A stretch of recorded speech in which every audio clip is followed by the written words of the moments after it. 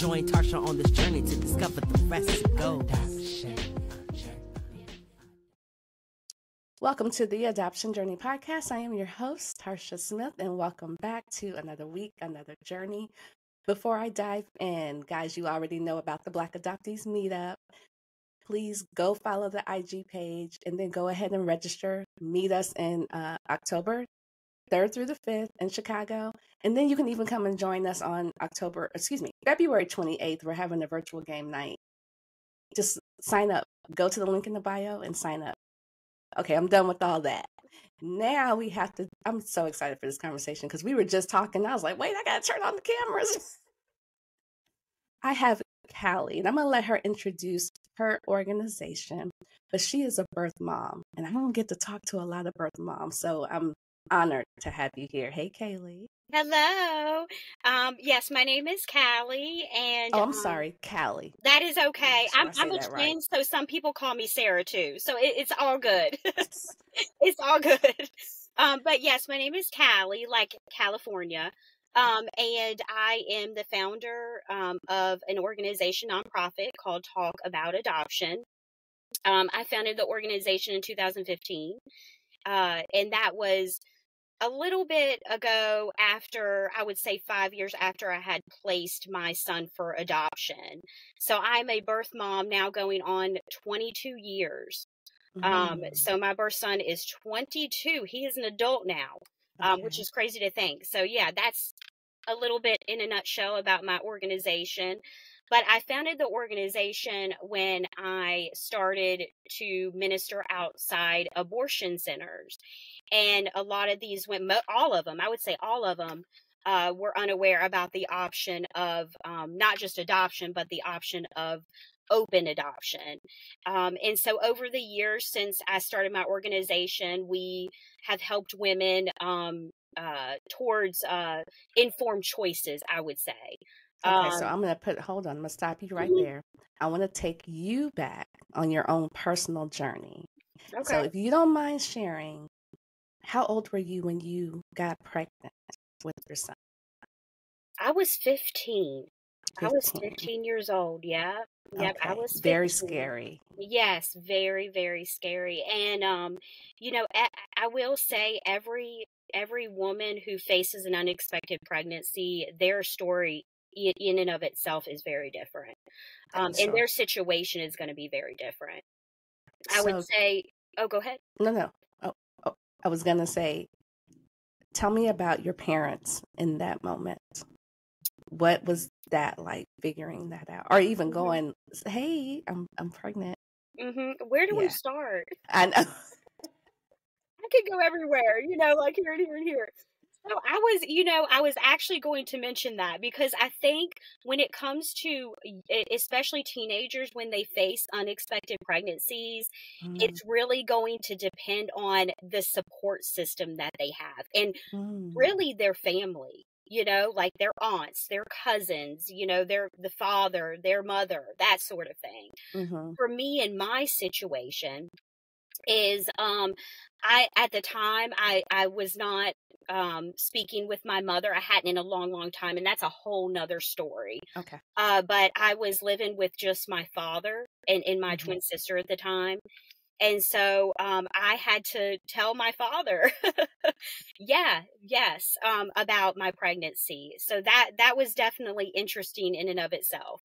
And, my father was raising us at the time. And so he, I'm a daddy's girl. I love my dad. He's great. But he was doing what he could do as far as keeping us, the finances coming in, and he was a very hard worker. He was gone working all the time. Right. And so, when I brought it up to him that I was pregnant, he was not happy at all. Sure. Yes. Yeah. So, long story short, we sat down and we were like, okay, what are we going to do here? How are we going to make this work? Because my dad can't raise my kid. We don't have any other extended family members. I have my twin sister, but at the time, she's your age. My age, right. And my older sister, she was a single mom already, raising 2 kids and struggling. And I was like, I don't really, I mean, and because of my faith, I don't believe in abortion. Okay. Now And let me so, ask you this: the the your baby's father. mhm. What kind? Look at that face. Oh, She's like, girl. oh Now, man. was he a part of any of this conversation, or did So he be like, yeah, girl, it's so complicated when we're discussing these situations. So at the time, I actually ended up dating him, which probably wasn't a good decision because how I became pregnant was not good. okay, You know, I was more so in a situation where I was very vulnerable, and that's kind of how I became pregnant. That in a got you. nutshell. Okay, So the relationship between the birth father and me, it wasn't good at okay, all. But he was in the picture. okay, Um, he was also doing drugs and just not making good life decisions, didn't have a home either, was okay. home hopping All and right. not, didn't have a job. So it was kind of that Okay. situation. For me, I think I was, at the time I was working at Burger King. So Got it. and sharing a car with my twin sister. Mm-hmm. And again, like I was telling you earlier, I didn't have a lot of family support. Okay. And I was young. So So how does a 15-year-old, and maybe because of your faith, is this how you knew about adoption? so that's interesting. So even though I didn't agree with the choice of abortion, I Mm-hmm. actually was wanting to have one.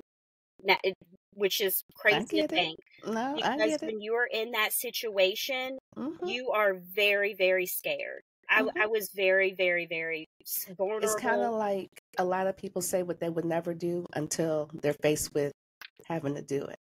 Mm-hmm. Exactly. Mm-hmm. And we're human. We're human Sure. beings. We're all Sure. sinful. We all make mistakes, you Sure. know? And a lot of the things even that we do today, I wouldn't even say abortion, other things that we don't believe in, we do, you know, because Mm-hmm. we're human. Sure. But you know, speaking on the topic of abortion, even though I didn't agree with it, I wanted to go through with it. Mm-hmm. And thank goodness I had my dad saying, "Nope, we're not going to." And I had not been speaking to my mom at the time, but I actually ended up getting a hold of her, and she was like, "I'm going to go take you to get an abortion." And Mm. so I said, "Okay, let's do it." And one day she drove me up to the abortion center, in Roanoke, actually, and Roanoke, Virginia. Mm-hmm. And Mm-hmm. we went inside. I had an appointment, and when I was setting in that area, well, actually, I will say before even coming in, there were people standing outside the abortion center, you know, saying, "We will help you. Let us give you resources." I thought at the time that was very interesting. I was like, why are people standing outside an abortion center? I'm just going in Yeah. for an appointment. Like, I didn't really think that much into it, you know? I Mm-hmm. just thought it Because was you're weird. 15. Why would Yeah, you? exactly. I mean, well, when you're 15, especially with me and the way I thought, like, I was just like, let's get in, get it done, and move on, And be you done. know, like Yeah. Mm-hmm. that sort of thing. And so, my mom and I, we walked in and we saw, I guess they would call protesters, but these protesters were very, very kind. Okay. They had a kind aurora around them. It wasn't like you're murdering your baby and you know Yeah. what you see in the movies and Sure. stuff like that. They were very, very kind, but I still thought it was really weird there were people out there. I'm like, why are there people out there outside of a medical clinic? So, Mm-hmm. I went in and I sat down and I saw, surprisingly, a brochure of a baby development, a fetal development.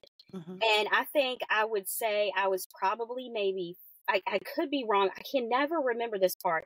Maybe 14 weeks pregnant, Oh, you were 14 far weeks. along. Yeah. So I wasn't like 9. I was like a little bit further along. And I was like, whoa, like that that's a baby. Like for me, when I was looking at it, I was like that, like I need to think about this. Like I thought this was just like a medical procedure. Like I wasn't thinking much about it, and I was listening to my mom, because Sure, I because you're felt like this, 15. right. And then I hadn't Yeah, yeah, spoken to yeah. her in a long, long time. And so, I thought this was something that we can connect with. I don't know. So, That's a whole nother conversation. I know. I told you my story's messy, and it's got a lot of things that, in it. But long story short, I ended up walking out of that abortion center and walking into the people outside that and they actually offered me parenting resources. They referred me to a PRC. Okay, I have to ask this question Yeah. because I feel like somebody is probably wondering, Mm-hmm. how did your mom respond in that moment? Oh, She she took was you not there. happy. Okay. She was not happy at all. Okay. And for me, that was such a God moment, because I wasn't a Christian. I wasn't a Christian at the time. Okay. So like I was, but I wasn't. Like, it's hard to explain, It's not. You know why? Because you're yeah. 15. Right. I'm Yeah, young. so you're Right.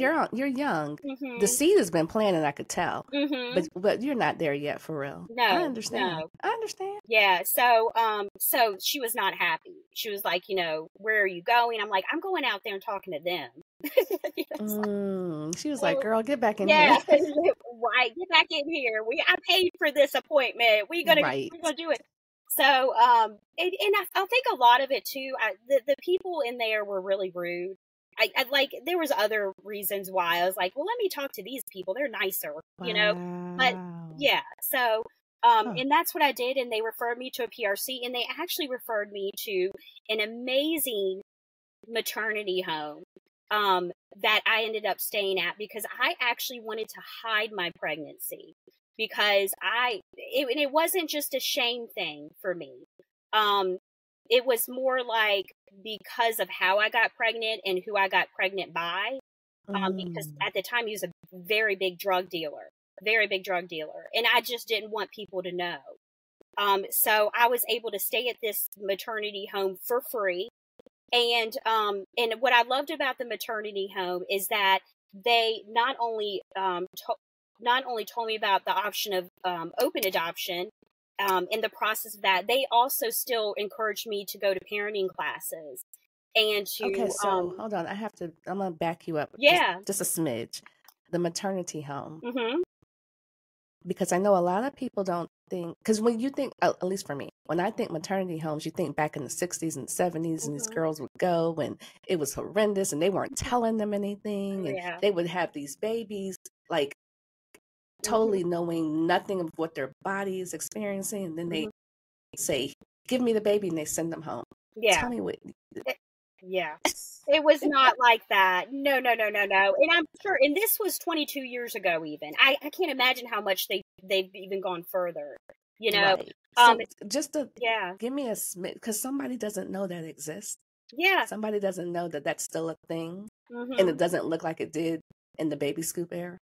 There are maternity homes. Actually, there are lots of them, and they're incredible. There's actually another one located in, it's either North Carolina, South Carolina, called Via. And these women, it's actually incredible. You're going to be like, are you kidding me? These women stay there throughout their entire pregnancy and beyond for free food, and they help them with childcare after, so they can go to college their first year while they parent. It's incredible. You should look it up. Miravia is the name of I will that make maternity sure home. that I drop that link in the description Yeah. when we release this episode for sure. Yeah. So you're still high school age. When you're at this maternity home, are you still going to school? Yes. I was actually, I was in 10th grade at the time when I had gotten pregnant. And I personally wanted to hide my pregnancy. The women that I stayed with that were also pregnant, I believe most of them were parenting except me. I was the only one there that was choosing adoption. And so that was another reason why I personally wanted to hide my pregnancy and stay there. And so when they were going to outings, so they would take them to go out to eat at Chick-fil-A or, Burger King, or go shopping, go to the mall, I was staying back. I would stay back and make myself sandwiches and, just hang out there because I really wanted to not, like, I didn't want anybody around knowing that I was pregnant. Plus I was local. So if I was out, people would see me, so that was a personal decision for me. And I'm glad they respected that. I did hide my pregnancy, but while I was in the maternity home, they helped me homeschool myself through 11th grade. And so I ended up homeschooling myself through 11th grade. They got me a tutor to help me, with, math and just things that I really wasn't good at. And then after I had, I think I had completed 10th grade. I can't remember. I think I either had completed 10th grade or what I had decided to do was go ahead and start studying for my GED.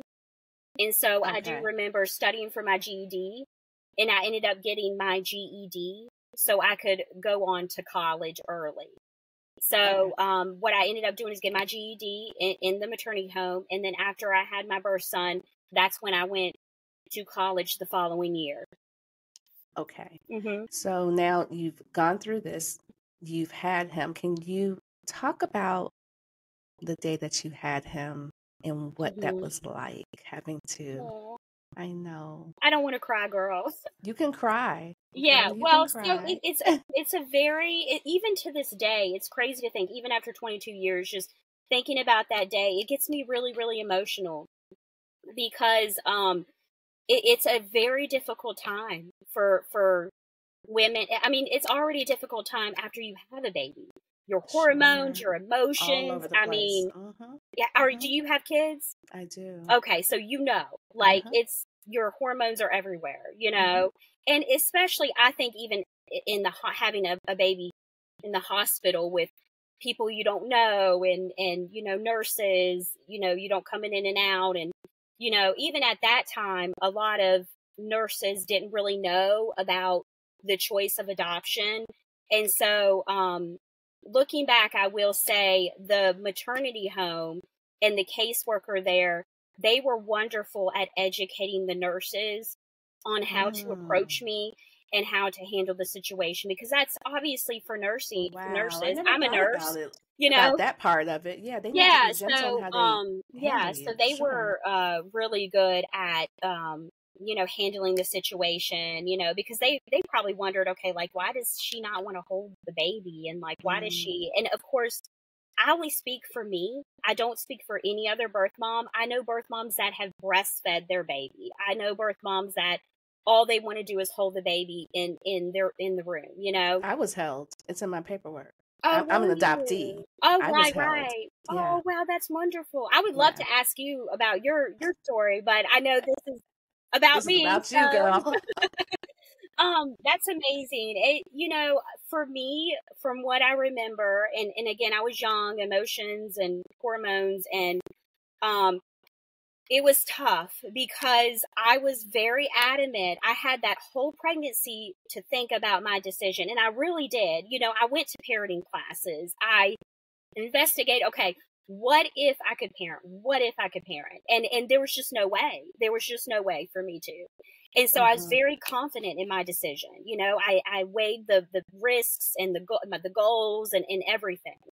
I was even looking to like, what are we going to do when he's 18? That sort of thing. So, yeah. But going back to the hospital after he was born, it was very tough because this would be my mom's, first grandchild. So she was there, and that didn't make it any better. Yeah. So yeah, she was there, and my mom, I love her to death. She's not alive today, but I love her to death. She was going through her own addictions, and so for her being there and her saying, "Oh well, let's go ahead and parent, together, and I will help you." that definitely didn't help the situation either, because I knew that that wasn't a possibility, even though I wanted it so bad to be a possibility. And there is such a big difference. You're making a lot of tough decisions at Yeah, 15, 16. It is so, I know, it's so tough. And thank God I had my caseworkers, helping me through this time. Because even this maternity home and this adoption agency, they would have supported me if I chose to parent. They would have supported me, but I just couldn't. And so, because like you said earlier, the other young ladies were choosing to parent. Everybody, most of the women going through there, I was the only one that at the time, there were women that have gone through this maternity home that ended up choosing to place, but at the time I was choosing open adoption. So I'm glad you said that was a perfect segue. Open adoption. You hear a lot about it looking all different types of ways. And so, first of all, 22 years ago, what did that term mean to you? And it was so different. And what did that look like 22 years ago? I would say it has come around. Now, again, this is my perspective, because I know a lot of people may disagree. Okay, but this is your story, girl. I got your, okay. So this is your story. Yes, okay. I'm just, I hear you. It has come around so much, like so much. It's insane. Like, it was just coming around when I placed. Yeah, and again, I don't think I even told you this. I never even heard about the option of adoption until when I was outside the abortion center, when they had mentioned it. Okay, yeah, that was the answer to that question. Okay. So they are your, okay. Yeah. Got you. So that was the first time I even heard about the option of adoption, was outside that abortion center by those people that were giving me resources. But yeah, so it's definitely come a long way. I think it's interesting, I speak to birth moms that, have spent the night with their birth child and the adoptive parents, and have like lived there. Cool. If that works out, everybody. What? Say that again. They do that now? Say that. So did I hear you right? Say it again. It's very interesting how it's come about, how open adoption has.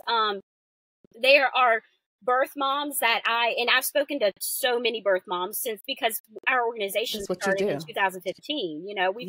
We have so many reaching out to us and telling us their stories, and we share stories on our social media pages. But there are birth moms that actually stayed after giving birth, they go home with their birth child and the adoptive parents and live with them. So yeah, now for me, and again, I think it's just every birth mom's different. Sure. In the beginning with our adoption, I believe the first year, even though it was open adoption, the first year was semi-open, which means you just exchange like photos, and you exchange photos, and maybe you like meet once a year, depending on what the adoptive parents want to do. So, and that's what we did. We met the first year, I believe. I want to say the first year or the second year. Gosh, girl, it was so long ago. I will say this, which is really funny. My dad was such a cool dude, because I remember meeting it, and it was still semi-open, which means you can't exchange addresses. You can't exchange home addresses. You can't like exchange phone numbers or anything like that.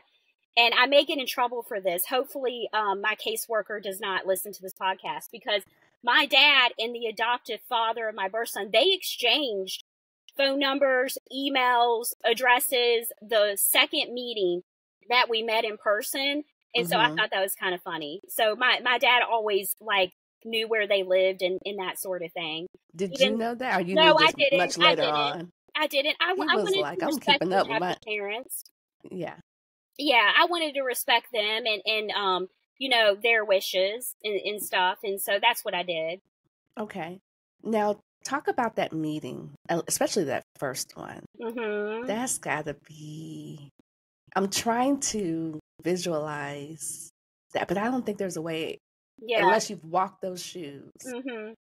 Can you Well, kind I of will say describe what this. that's like? Yeah. Yeah, it was tough. It was tough. It was really tough. What I will say is having goals and moving forward and getting yourself together is such a big deal when you place a child for adoption. You have to have goals. You have to have forward movement. You have to have a drive to get yourself better, because I had to get myself better. And that's why I placed. And so that's what I was doing. I was going to college. I'm like, okay, I'm going to college now. I'm gonna, be better. I'm gonna work on myself. And that's what I did. I was going to college at the time. I'm trying to think, I don't even know if I was dating. I don't know. I don't think I was dating the first year when I was going to college. I think I was just really focusing on getting a degree, meeting different friends. I needed to be able to have a good, a circle. like a circle. Yes, thank you. Yeah. A good circle of friends, because the friends before, so I was really working on myself, and that really helped me, to move forward. And to have the wherewithal, even in your early, late teens, early 20s, to have the wherewithal to know, you know what, I need another circle. Because that's at that age where it's like the blind leading the blind. We're all just out here just doing craziness. I know. So, and it's so important that you have a good circle of friends, especially if you don't have a family, because, they're going to be the ones that help you move forward. They're going to be the ones that say, you got this, And I didn't, what would be, for me, what would be the point of placing my son and then going back to the same habits, going back to the same friends? And so, but that was still mature of you to have even had those thoughts. Well, let me tell you this. Placing a child will make you grow up really fast. It really will. It will make you grow up, and I feel for me, it gave me that motivation to do better. So what has open adoption, has it changed over the years? Did you get to a point where there was no contact at all? Because I know he's grown now, but give me a little. It's funny you say that. Excuse me. It's funny you say that, because it did get to the point where it got really tough, because when I was actually getting like photos and like emails and stuff, that got really tough. And so I had to actually I would say close it. It was, I was the one that actually wanted it closed. And so that is so interesting. And let me say this, because you hear a lot of rhetoric about the adoptive parents and they don't act right and they're the ones. Does anybody ever consider what the birth mother might feel like? Right. Because this is rough. Yeah. And I'm watching you grow up from a distance, and I'm not able to raise you, and I can't just come and get you. So I think that's important for people to hear. It is, you had to do that. Because, it's not just the adoptive parents that can close the adoption, it's the birth mom too. And people don't think that, because it's a two-way thing. It's a two-way agreement. So, around how old was your son at that time? I would say he was about, 2? I would say he's 2. Still little. Okay. Yeah, he was still little. So not old enough to really know who you might have been. No, not old enough, but I do remember, because it was like I was telling you, I think I can't remember if it was semi-open for the first year or the first 2 years. I don't know. It was such a long time ago, but I do remember going to the caseworker, because in order to get the photos and just things that they wanted to give me, I had to actually go to my caseworker at the adoption agency and get that stuff, like the photos and stuff that they would save for me. And I remember sitting in the office and looking at a photo of him And he was so happy. He was just really, really happy. And it just kind of like, I was happy for him, but I was sad for myself because I couldn't parent him. And so I'm going to get emotional. It's okay, girl. And so, I was happy for him, but sad for me. And so it was more of a selfish thing for me, because the adoptive parents really, really, they were rooting me on, and they were praying for me, and they were like, "You got this, Callie. We're so proud of you. And we're so blessed that you gave us this gift, and we honor you and we respect you." And, for me, it was tough going into that office and that caseworker showing me those photos at that time. Yeah. I don't know what triggered it, because that obviously wasn't the first photo or, the first time I've seen him, growing. But for some reason that just triggered me at that time. And I actually gave the photos back to the caseworker, and I was like, "Listen, at this time right now, I don't have time for this." And so again, I feel like it was a little bit of selfish going on for me. It was an internal thing. And I was like, I can't do this right now. And I gave her the photos back. I said, I don't want to have, at this time, I don't want to receive any more photos or gifts or anything from them. I need to learn to move forward without the reminder. Like, this is what you did. This is, it was almost like a reminder for me. Like, I needed that space. So. Ooh, that's deep, girl. Mm-hmm. Ooh. So how long did that go on for? I would say a year. I would say a year. And I can't imagine what my birth son's adoptive parents, how they felt. I'm sure they were very, very devastated, because they actually went into it and they didn't even want to semi-open at first. They wanted it to be completely open. Completely. So they were just respecting what the agency kind of set aside, for open adoptions at the time, Okay. And now, like I was telling you, they're completely open. Like, you're placing your child right into the arms of these adoptive parents now, and some of these birth moms are going home with them. So, it was just completely different, It's like, Wow. Yeah. So, what now? Again, he is grown. Has there been a reunion between the two of you?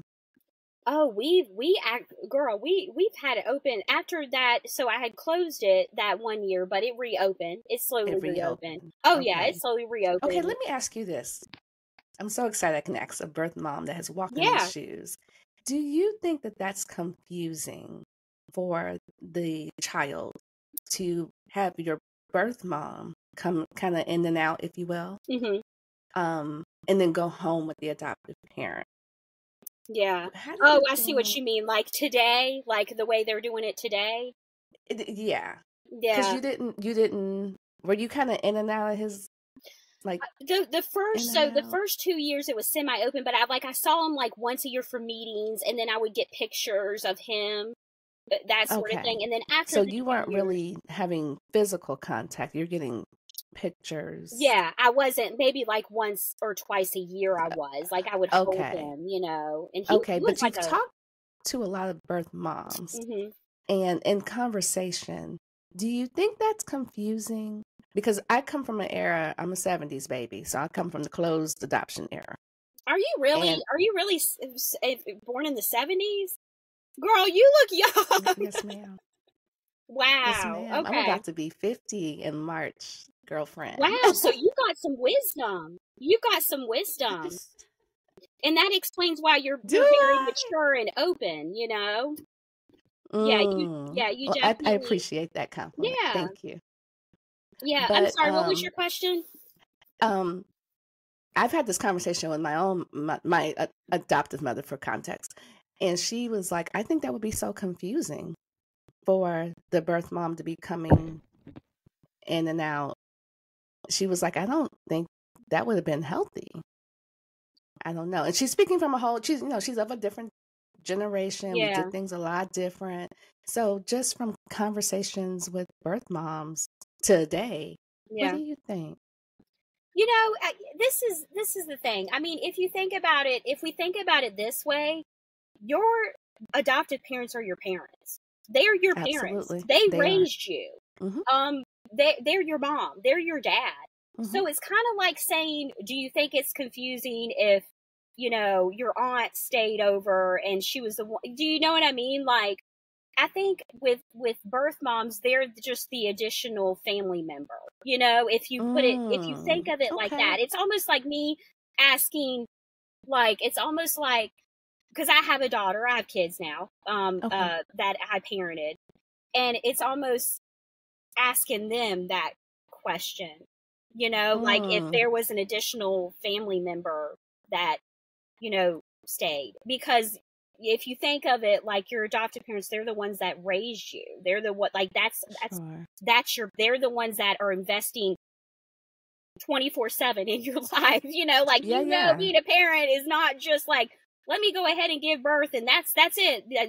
That's all a parent is, you know, like, I Yeah. know, you know, and I also have a special needs kid. So there's a lot of extra when it Mm. comes to parenting, you know, that obviously those who haven't parented before, you know, it's definitely Okay. an investment, a good investment. It's a Yeah. blessing, It's a you know. blessing. So, but if you think of it to where the adoptive parents, that's their parent, you know, that's what they know. That's their mom, that's their dad. Because if you look at it, there is a bond inside the womb, but I feel, okay, this is my perspective, and from what I've read and the research I've done, and, you know, spoken to people, because, you know, I've gone into homes and, you know, that sort of thing, and I've dealt with a lot of family stuff, you know, when it comes to my work on the side as well. But their bonds occur after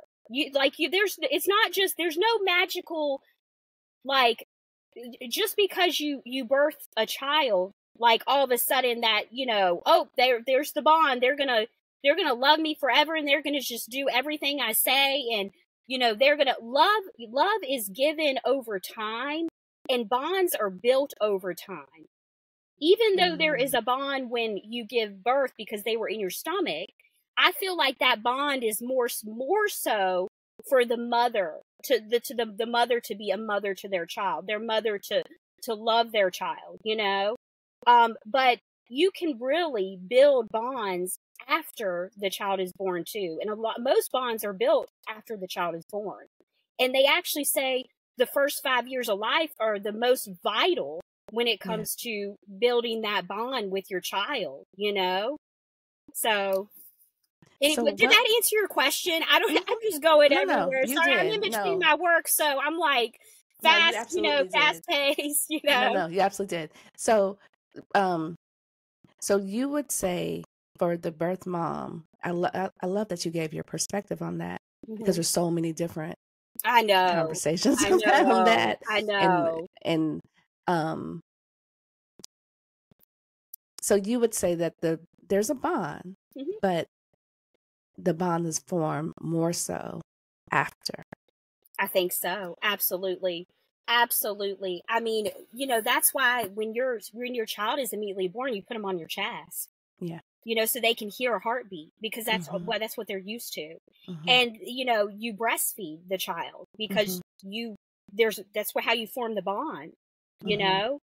And, you know, I don't know if you've read about this. Adoptive parents, that's how they start to bond with their child. You know, they put the baby on their chest. They I've do seen it. certain Yeah, yeah, yeah. things. Yeah, They- yeah, yeah. That's when that bond is, I feel, is going to start to really, really grow. I mean, if you hmm. even look at the interaction with, I've even seen the interaction with, you know, you look at these, for example, these white moms, and they have, the adoptive transracial, adoption, and Mm-hmm. these children, like, they're really connected to their adoptive parents. I mean, they're, you know, they have the same, so the adoptive parents leave, and they get, like, where the adoptive, they get anxiety, like just like any other child with their biological parent. Does that make sense? Like, it makes total sense. Bonds, true bonds are formed over time, you know. You've got love is formed over time, you know, with, you know, I mean, and I can say that too because I had a biological mother, but I mean, she was my biological mom, and don't get me wrong, she had her addictions and she gave birth to me, but you know, like, again, I think my perspective is when it comes to biology, I think we really need to tread thin because, you know, there are, especially fathers, you know, there are fathers that, they're biological, but are they there? Are they present? You know? So, you know, that's just my perspective. I'm going to let the people hash that out in the comments. They can have their own conversation in the comments of this. I want to ask you, if you don't mind, about your birth son. Because now he's an adoptee. So how is he? It's great. We message, we text. If he listens to this podcast, he needs to be getting a girlfriend soon. And you know, I've been pushing him on that. You know. So he's 22. He actually graduated college a year early. JMU, very smart, very, very smart. He's got a great career right now, very established. He is, and I think it has a lot to do with personality, He is very chill. Like, if you met him, you would be like, are you like smoking something? Or like, like, he is very, like, he's not smoking anything. I'm just joking about that. No. But I get it. He's a very content, very happy person. Very optimistic. So he's great. We message, we call. He actually came over to my house and stayed a couple days. I want to say a month ago. Okay. Yeah. So definitely that relationship. So he has a relationship with you, as of course his parents. So okay. So now I want to loop back to the work that you do on a daily basis. Now that people know who Callie is and why she does what she does, tell the people a little bit more about your 501c3. So, my 501c3, again, we started in 2015, and really, I started that organization to talk about adoption. Especially at that time when I began in 2015. Again, adoption's grown since then, but very rarely people were even talking about that topic, about that option, as a option for women who were specifically abortion minded. And so I started that organization just to get the word out there for people to see the option of adoption as a choice as well. And so we began sharing stories of mainly birth moms who have placed their child for adoption. And that was, I feel like that created a huge impact. We had people reaching out to us like, oh my gosh, I thought I was like the only one. I was ashamed to even talk about my choice of adoption. And I found your social media page. I found your website, and, you know, I want to share my story, you know? And so, just over time, people came to us and wanted to share their stories and why they chose adoption. So it's pretty incredible. It's grown, into, we've got what we call birth mom mentors, throughout the United States. And, they just share their perspectives at pregnancy resource centers. When we get a woman, coming to us who is facing an unexpected pregnancy, depending on what state they're in, I'll connect them, to a birth mom mentor so that birth mom can give their perspective on adoption. They don't give them like agency numbers or anything like that. They just share their story with these women. And Okay. a lot of them are connected to pregnancy resource centers. A lot of them are volunteering at pregnancy resource centers. And so, they actually help them make a parenting plan. And so, amazingly enough, you would think that women who came to us facing unexpected pregnancies would choose adoption, but so far they've chosen to parent, which I think is incredible. That's amazing. Yeah, That's I think that's amazing. incredible. So I'm like, okay, Yeah. So but we're not an agency, and I don't think we ever will be one. We're a nonprofit, and we're more on the pro-life side. We're very much pro-life. We want people to see that there is not just the option of parenting. There is the option of adoption. And we want people to see those two options, because from what I've experienced working with women who are facing unexpected pregnancies is when they see that there are two options, they're not so much in a rush to go get an abortion. They're able to step back and be like, okay, let me think about my decision here. Why am I choosing abortion? What am I fearful of? What is it that I don't have that I need that will help me move forward in making an informed choice? And so, a lot of the times it's so interesting. A lot of the times they just need somebody saying you can do this, which is insane to me, because again, every story is different. For me, I feel like I was a little bit more confident when I got pregnant because I knew that I didn't have help. And even though there were people cheering me on saying, you can do this, I knew that I'm like, no, I can't do it, because you're not coming home with me. Like you're at the house, right? We cannot do my it. My dad was even like, even remember, and I love my dad, but he was surviving. See, he was in survival mode. So he was trying to survive, trying to help us. And then I get pregnant. That's like, he's drowning already, so he's like, good Lord, and so I remember him telling me, that if you parent Callie, I'm sorry, I just can't help you. And I know that sounds really mean, but I'm glad he was honest, because if I had parented, my God, I wouldn't know what to do, because he was like, you're not living here. And so, yeah, I know. Yeah. I know. And so, and he was trying to survive. So, I'm not trying to make him out to be the villain or anything. But I'm glad a lot he of was us have honest. those types of stories. Yeah, where because we were placed for adoption. Yeah, because if he wasn't being honest with me, he was like, oh yeah, I'll help. I don't know if my child would have ended up in foster care. And that's a whole nother topic. And this is why I wanted you to come on the show, because there are so many perspectives. There's so much noise.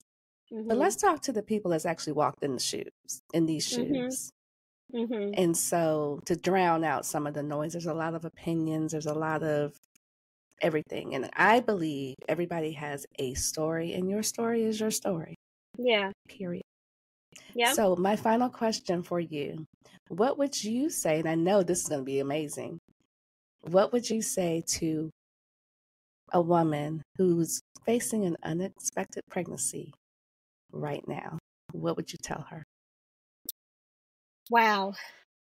I would tell her, I know you're scared, and I know you're fearful. I know what it's like, because I faced it, and I'm sure you feel alone, and you feel like you want to hurry up and just get rid of the problem and move on.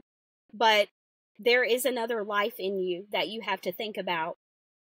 And there are other choices, and it's not just parenting. There are choices of adoption. And if you have even just one family member, even one friend that's rooting you on, listen to them. Let them help you get real resources. Go to a pregnancy resource center. They will help you. There are amazing pregnancy resource centers out there that will help you find what you need. And there are amazing maternity homes out there that will help you too. And you can be that parent. You can be that mom, and also pursue your goals. I love that. I want to thank you so much for coming onto the show and telling your story and giving Thank you these for having resources. me. And I'm going to be sure to drop you're welcome. I'm going to make sure to drop them in the description for sure, and especially your organization as well. And don't leave me, Callie. Hold on one second. On that note, bye, family. Bye. Thank you. Journey on. You need a pie with the good? Oh yeah, what the one? Adoption.